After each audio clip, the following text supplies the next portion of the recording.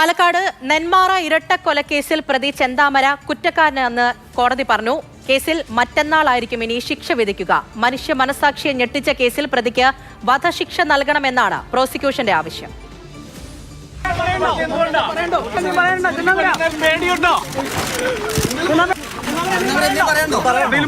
നെന്മാറ ഇരട്ട കൊലപാതക കേസിൽ പ്രതി ചെന്താമര കുറ്റക്കാരനാണെന്നാണ് കോടതി കണ്ടെത്തിയിരിക്കുന്നത്. ഈ കേസിൽ 15-ാം തീയതി, അതായത് മറ്റന്നാൾ കോടതി വിധി പ്രസ്താവിക്കും.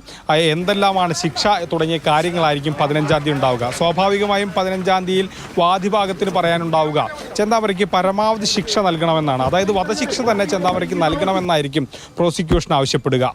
കോടതി ഓൾറെഡി പ്രൊബേഷൻ ഓഫീസറുടെ റിപ്പോർട്ടും മെഡിക്കൽ സൈക്കാട്രിസ്റ്റിൻ്റെ റിപ്പോർട്ടും ആവശ്യപ്പെട്ടു. അതിന് വന്നിട്ടുണ്ട്.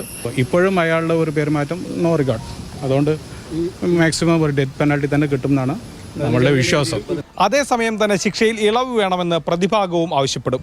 ശിക്ഷയെ സംബന്ധിച്ച വാദം കേട്ടതിന് ശേഷം കോടതി ചിലപ്പോൾ അതേ ദിവസം പറയാം. സാക്ഷികളുടെ എണ്ണത്തിലല്ല പ്രധാനം, അവർ നൽകിയിരിക്കുന്ന തെളിവുകളാണ് പ്രധാനം. ഈ കോടതിയുടെ വ്യൂ ഇതാണ്. ഇത് അന്തിമ വിധിയല്ല. ഇനി അപ്പീൽ കോടതിയിൽ അപ്പീൽ പോകും. അപ്പീൽ കോടതി തീരുമാനിക്കട്ടെ.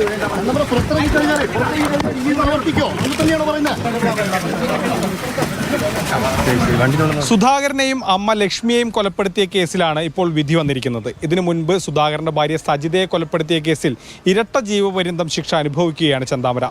സുധാകരന്റെ വീട്ടുകാർക്ക് ഇപ്പോഴും ഭയമാണ്. പ്രത്യേകിച്ചും സുധാകരന്റെ മക്കൾക്ക് ഇനിയും ചെന്താമര പുറത്തിറങ്ങുമോ, തങ്ങളെയൊക്കെ കൊലപ്പെടുത്തുമോ എന്നുള്ള ഭയമുണ്ട്. പരമാവധി ശിക്ഷ അയാൾക്ക് കിട്ടും. കോടതിയിൽ വെച്ചിട്ട് അയാൾ നല്ലപോലെ തൂക്കിക്കൊല്ലണമെങ്കിൽ കൊന്നോളം പറഞ്ഞിട്ടുണ്ട്. ഞങ്ങൾക്കും ഞങ്ങളുടെ അച്ഛമ്മയും എല്ലാവരും പോയി. അയാൾക്ക് തക്കതായിട്ടുള്ള ശിക്ഷ തന്നെ അയാൾക്ക് കൊടുക്കണമെന്നാണ് പറയുന്നത്.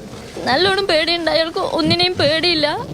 ഒരു കൊലക്കേസിൽ ഉൾപ്പെട്ട് ജാമ്യത്തിലിറങ്ങിയ പ്രതിയാണ് മറ്റ് 2 പേരെ കൂടി കൊലപ്പെടുത്തുന്നത്. അതിന്റെ ഗൗരവത്തിലായിരിക്കും കോടതിയുടെ വിധി വരിക. മൽഗോഷി മോഹനൊപ്പം ഗോകുൽ VS, മാതൃഭൂമി ന്യൂസ്, പാലക്കാട്.